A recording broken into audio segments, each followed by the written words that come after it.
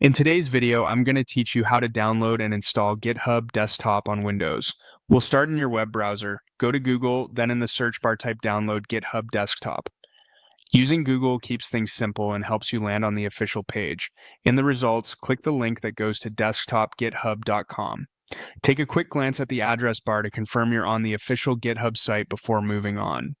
On the GitHub desktop page, click Download for Windows 64-bit. Almost all modern Windows PCs are 64-bit, so this option is correct for most people.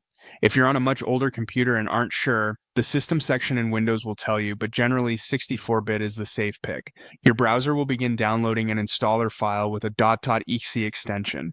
Let it finish completely. You'll see the progress near the bottom of your browser in Chrome or Edge, or you can check the Downloads folder. When it's done, click the file to open it. If Windows shows a security or user account control prompt asking to allow changes, that's a normal part of installing software. Choose Yes so the setup can continue. If Smart Screen appears because the file is new to your system, verify it's from GitHub, then proceed. The GitHub desktop setup window will open. Click Install to begin. The installer will copy all required files and configure components automatically, so there's nothing extra you need to select. This usually takes under a minute, though it can vary based on your computer's speed and network conditions. While it's running, avoid closing the window or putting your PC to sleep. When the installation completes, GitHub Desktop may launch on its own. If it doesn't, open your Start menu, type GitHub Desktop, and select the app.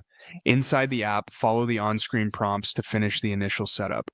Sticking with the default recommendations is a solid choice and gets you ready quickly. You can adjust preferences later if you need to. That's all there is to it. You've successfully downloaded and installed GitHub Desktop on Windows.